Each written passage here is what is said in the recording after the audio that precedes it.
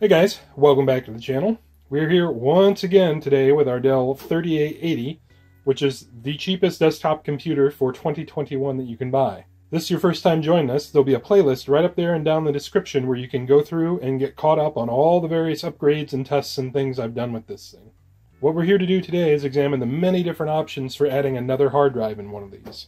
This is a task I thought would be pretty simple, but ended up getting pretty complicated by the time I started putting all the different options together. And I have been asked repeatedly when I make these videos to make everything very step-by-step and very much in detail.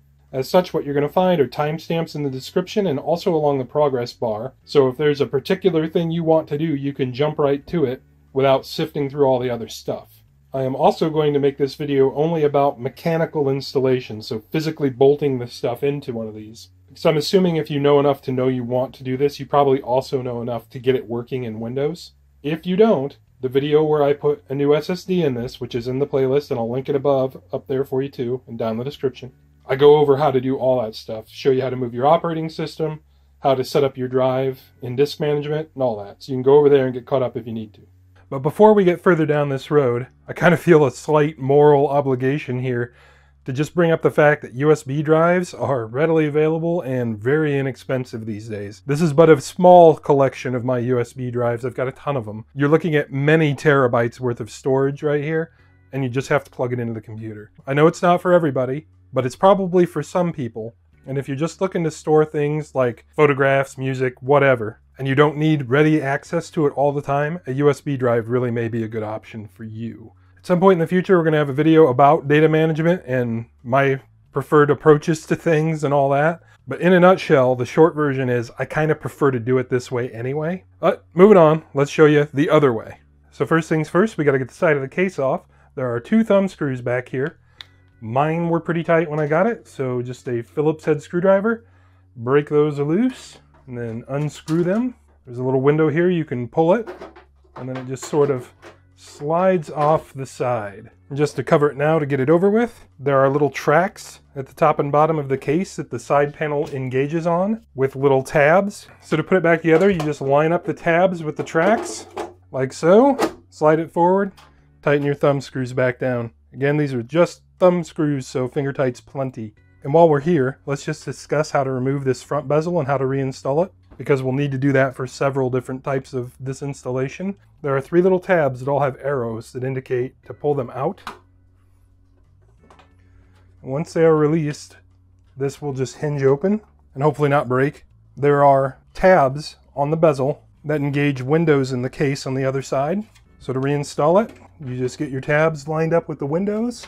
I have found sometimes it takes a little bit of fidgeting to get it so it wants to hinge nicely, and then just gently apply pressure and it'll snap back on. Now that we're in, we need to have a little bit of a chat about where you're going to start from, because I've already done a few things to this one before we got to this point. Mine, since it's the cheapest one you can get in the Dell lineup, came with only a hard drive in it. So this came from Dell that way. You may have nothing here, or you may have a drive. I recently put that SSD in it. If you buy pretty much anything but the least expensive option, you're going to have an SSD in there and nothing over here. After that, it's going to be kind of a mixed bag whether or not you have an optical drive up here. This one I've put a DVD burner in. It came without one, and I think depending on how you option your stuff, you could either have one or not have one. Maybe you have one, you don't care if you do have it, and you prefer to get rid of it. All three of these locations are places that storage devices can go. So it's going to kind of be up to you to decide which place you want to put your drive and what kind of drive you want to buy. Speaking of what kind of drive you want, not all drives are the same. You can see there are two main different sizes here. These are 2.5-inch drives, which means width. These are 3.5-inch drives. They can also come in different thicknesses. This drive is pretty much exactly 26 millimeters. It's actually a 1-inch drive. This drive's like 25, and this one is the one that came in the Dell. And it is a weird guy that I've never seen before, which just means weird to me. And he comes up like just under 20 millimeters. So that guy's extra thin. This distinction will become important later. Likewise, with 2.5-inch drives, there are primarily only two thicknesses. Most SSDs, which is what this guy here is, are going to be 7 millimeters thick. Most hard drives are going to be 9.5, which this guy is. Not every mounting bracket out there in the world will accommodate 9.5. Most do, but not all of them.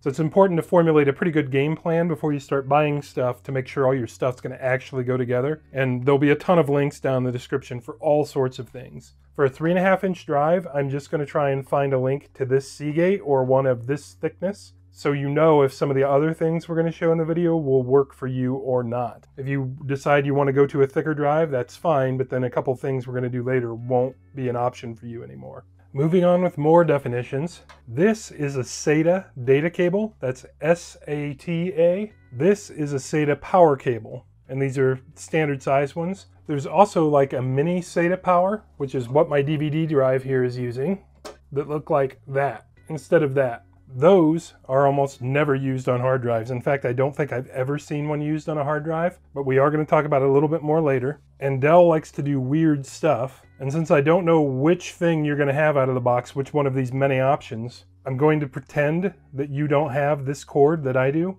And that's kind of good because this is a 90-degree angled data cable, which is pretty easy to see. Comes out on an angle. But this is what's called a 90-degree left data cable. And you can see the little engagement paw for this one points down, points away from the cord. On a normal SATA 90, it goes exactly the other way. And there, I think you should be able to see the difference there. These cords are easy to get and dirt cheap. These cords are hard to find and very expensive. So if you have one of these, go ahead and use it. If you don't have one of these, don't worry about grabbing a specific one. And if you have this cord and you're thinking about doing something weird, be advised that that's the way this cord is it's a left 90. And the last thing we want to be observant of is I believe only SATA 0. So this blue connector is the only SATA 3.0 connector on the bus. So this is the fastest connector. So there you can see SATA 0, SATA 3, and SATA 2 is right down here under it. This is the guy we want to use for our primary hard drive. I think anyway, on most motherboards it's the blue one that is the fast one. And that's true for USB too. So SATA 3.0 is blue, USB 3.0 is also blue. So now that we've got all of our introductions and definitions out of the way, the first example we're going to take on is installing a 3.5-inch drive in this front bay. So you have an SSD from Dell, but you have nothing up here. And this is probably the easiest hard drive upgrade in the whole machine. In this example, I'm going to assume that you have the same power cable setup I do. So you have this one that comes right off the motherboard, and that you have an empty port. If for some reason you don't have this power port right here, they gave us a whole ton of extra slack ones up top, just tucked into this connector. And at least on mine, these are plenty long enough to go pretty much anywhere you want to go in the case. But if for some reason that doesn't work, you can get power adapters too. In the instance of this particular one, it's got a 90 for the plug-in, and then it gives you several more ports that you can apply power to if you want, with a 90 at the end as well. If your wiring situation is any different than mine, then you might need to do something like this. And again, links in the description.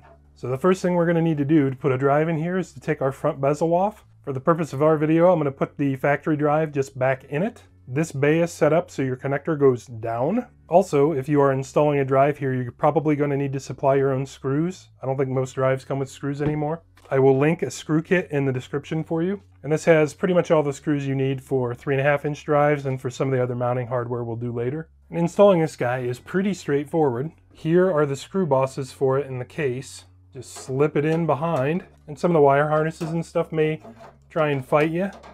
Just kind of push them out of your way.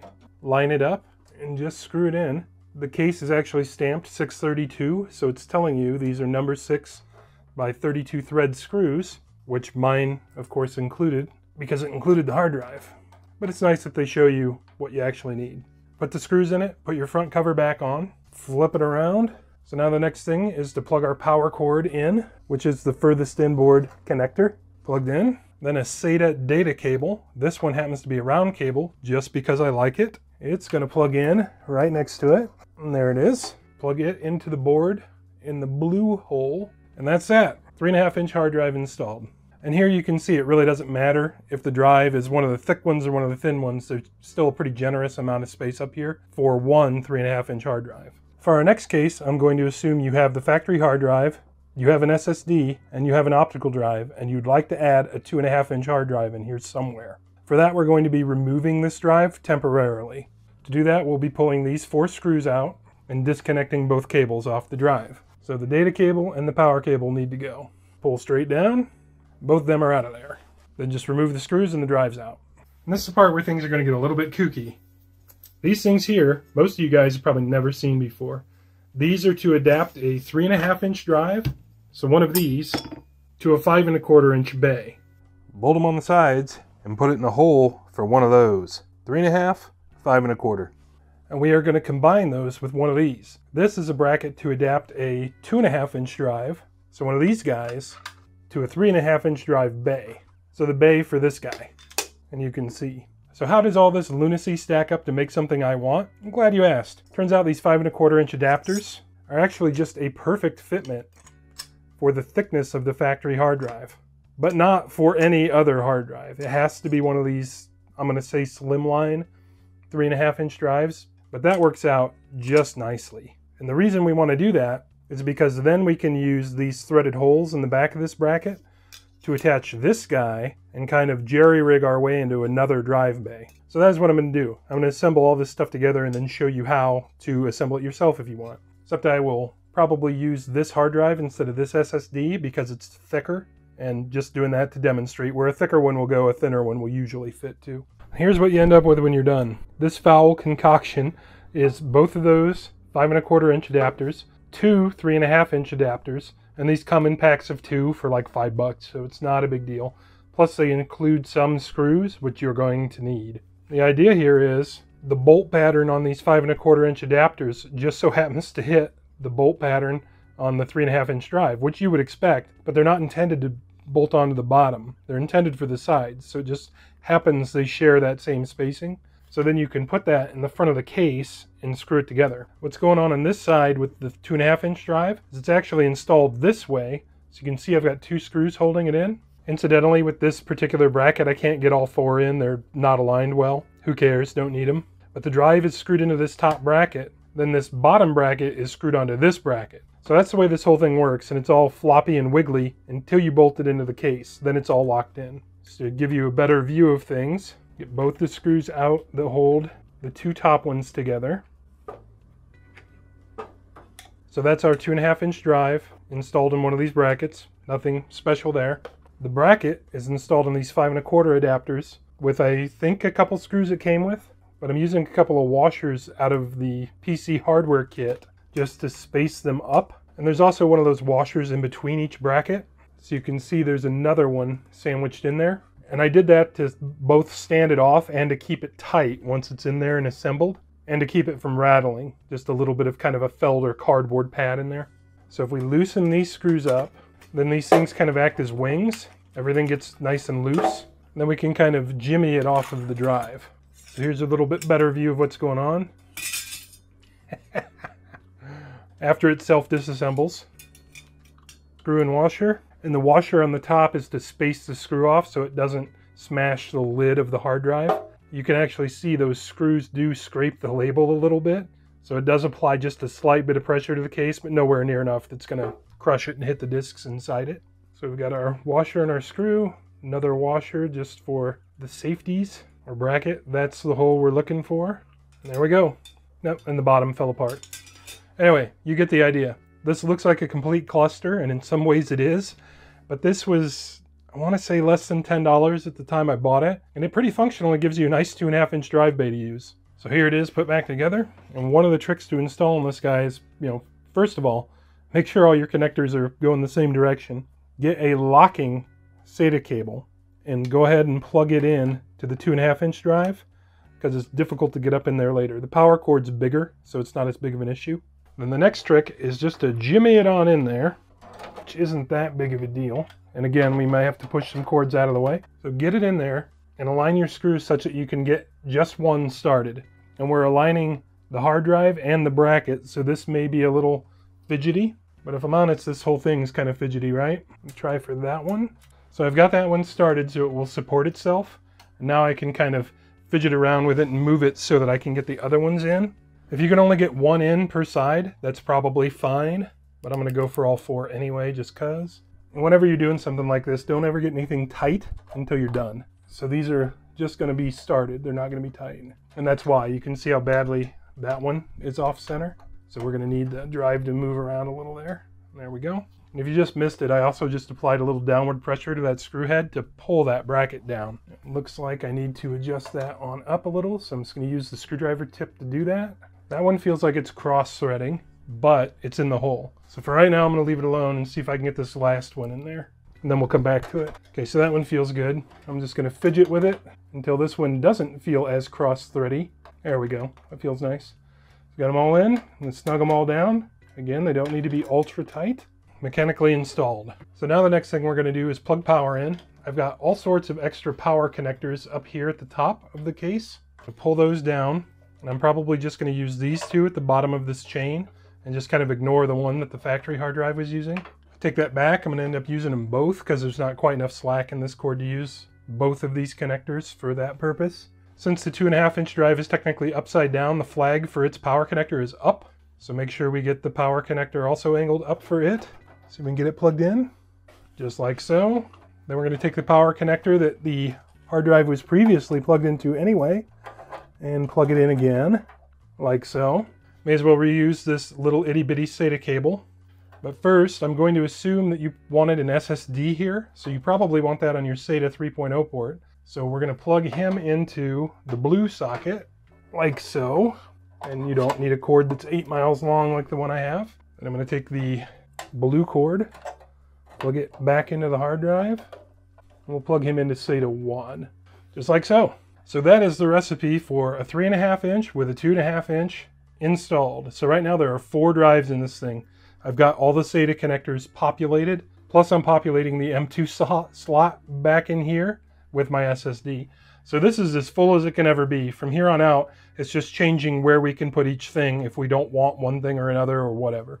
And if you think this one was goofy, just wait for the next one. Our next setup is going to be one people have asked me about a couple times, and that is dual 3.5-inch drives. I'm going to tell you guys right now, I have not found a good way to do this, and just bluntly, it's just not recommended. I will show you something you can do, and of course this is just a metal box in here. People kind of get hung up on that. If you want to drill holes and stuff and make your own mounting brackets, I mean, you could mount a drive on the side panel if you wanted to. You certainly can do that. But without getting too crazy, I've only found one decent solution for putting a second 3.5 in it, and I'll show you why. But one good reason not to do it is the puny power supply that is inside of this thing. These 3.5-inch drives take up 10 to 20 watts depending on what you buy. So just by throwing 2 of these drives in here, you could be consuming 10 to 20% of this power supply just running 2 hard drives. Whether or not that will be a problem for you could depend on a lot of things, like the rest of your hardware configuration and the other things you're doing with the computer. But in my case, with this puny little 200-watt power supply, I don't know if I'd really want to do this. And I have left the 3.5 plus 2.5-inch option in here to hopefully allow me to illustrate clearly to you what's going on. The motherboard power supply connector is this guy right here.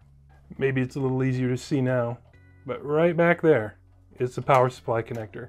You can see between this 2.5-inch mount and that connector is probably just a few millimeters of space. And it's actually enough that you might think you can stuff a drive in there, but what happens is you'll start bending this wire harness in ways you don't want to, and my fear is that you risk damaging the power supply connector on the board. At that point, you know, the show's over. If you trash the motherboard in one of these things, you're probably just going to be throwing the whole computer away. But I'll tear this stuff out of there and show you what I found when I tried to stack this up and make it work. So it's a factory hard drive in it, which, remember, is a weirdo thin drive. I can just barely sneak another drive in behind it. And this is with them touching. And it just barely clears that connector. Actually, there's no room between it and the connector, and probably 2 or 3 millimeters between it and the wiring. And that's with the factory installed hard drive, plus what I would call a normal aftermarket drive. I'm going to put an aftermarket drive in where the thin hard drive is, and I'll show you that problem. So this is going to be 2 aftermarket drives. I can maybe get in there, and I'm already putting a reasonable amount of strain on that, and that's with them directly touching right here. So there's no room for any bracketry or anything else. It's also hitting this clip up at the top, just trying to get it up so the bolt patterns would align in both drives, which they mostly are. You could just cut that clip off if you wanted to. But there's a slightly better view of the interference on that connector with like 2 normal depth hard drives installed up here. I just don't recommend it. I just don't think it's a great idea.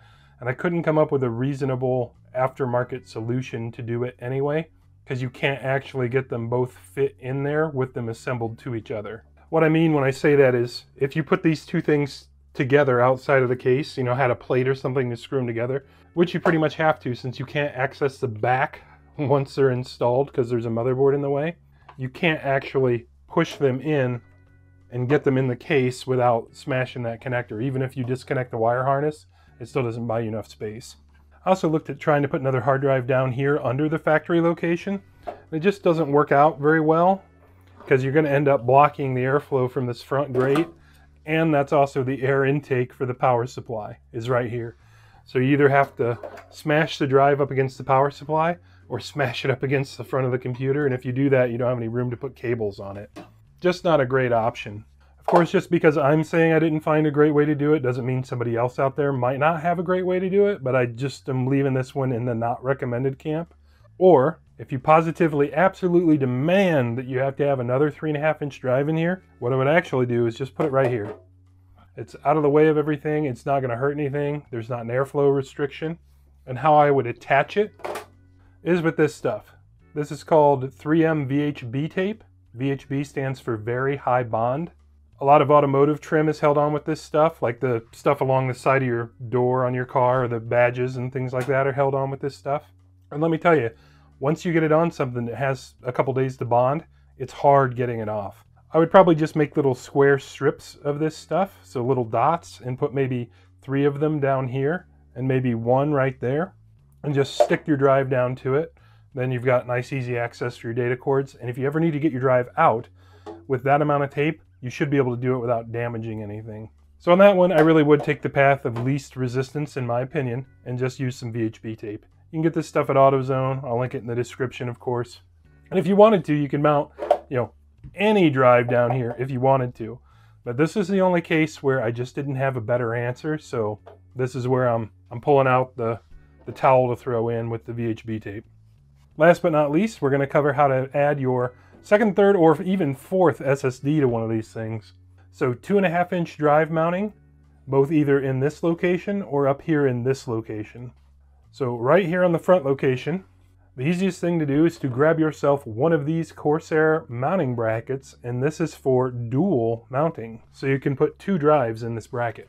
The way that's going to work for us is it's got threaded holes in the back, just like a hard drive.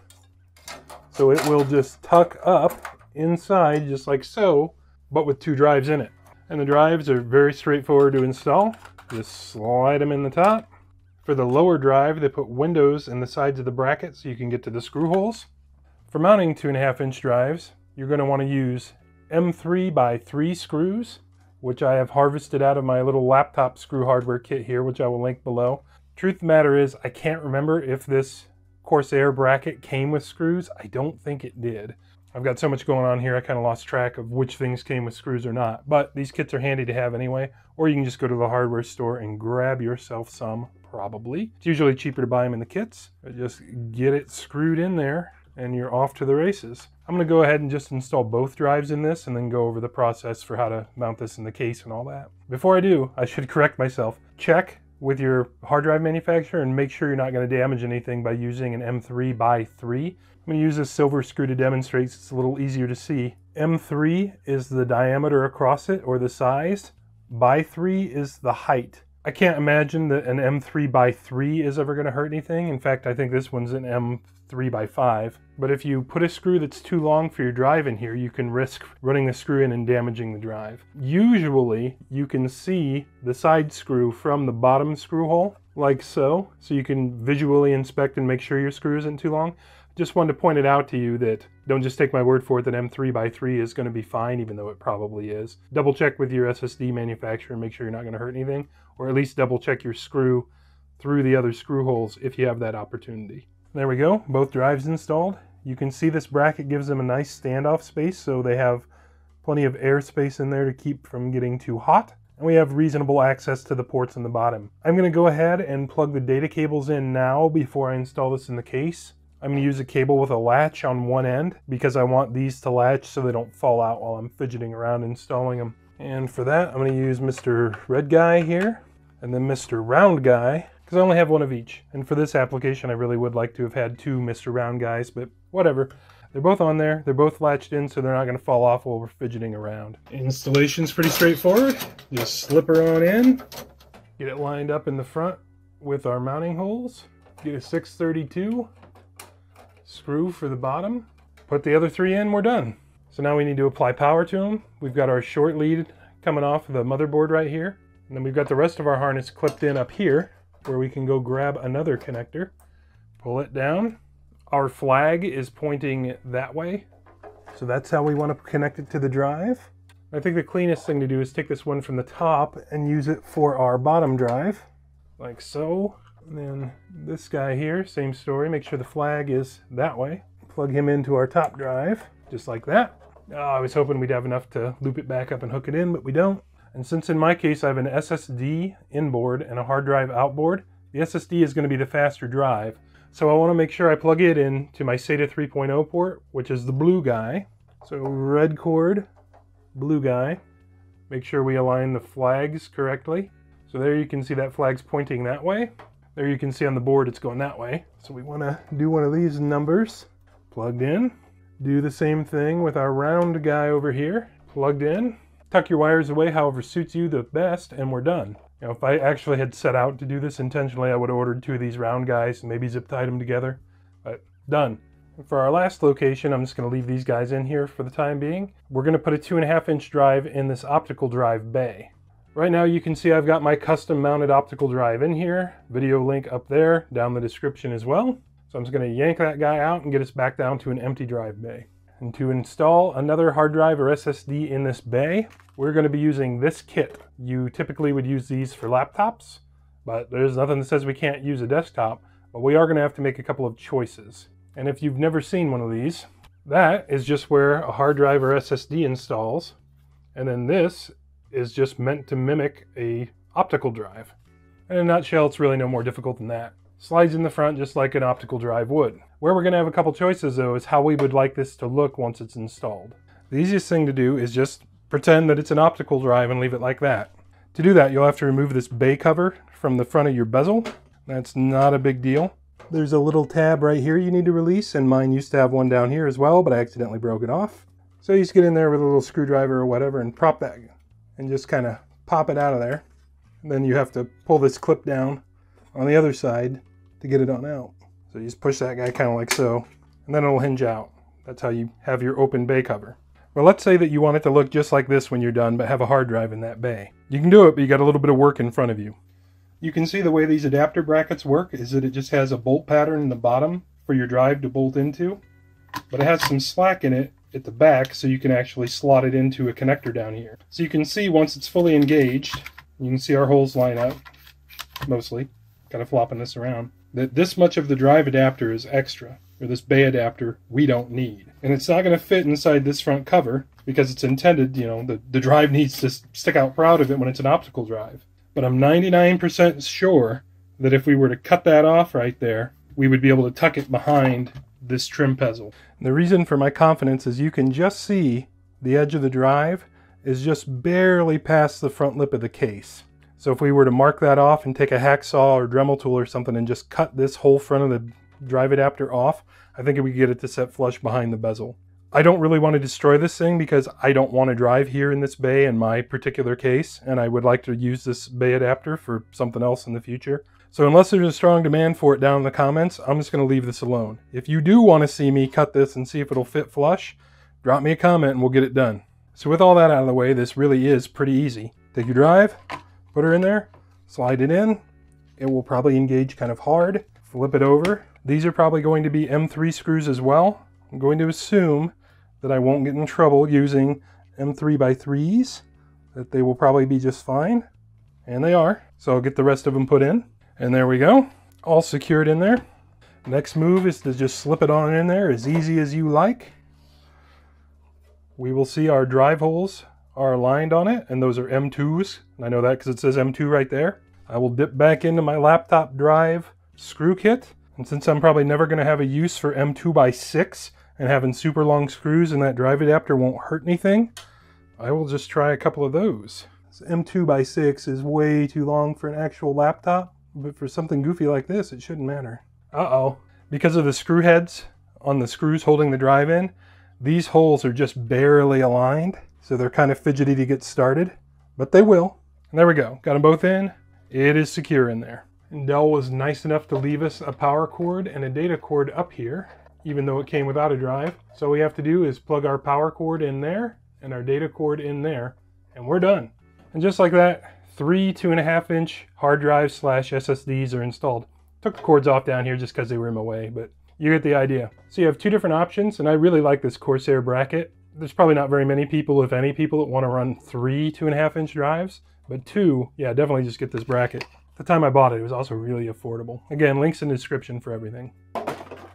So there we go, guys. Was that like 5 ways to put hard drives in one of these things? If I didn't do the perfect thing you might have liked to have seen, hey, sorry, I did what I could. All in all, considering the confines we're working with here, I think that went pretty well. Dell didn't do us a lot of favors by not giving us anywhere else to put stuff, but at the same time, this is a starter PC. So with all that behind us, I want to thank you guys for stopping in for this video. We'll catch you on the next one. I'm Max, that's Saddington Bear, and we make videos like this all the time. Here are a couple links to some other videos we've made, and we really appreciate you guys stopping in.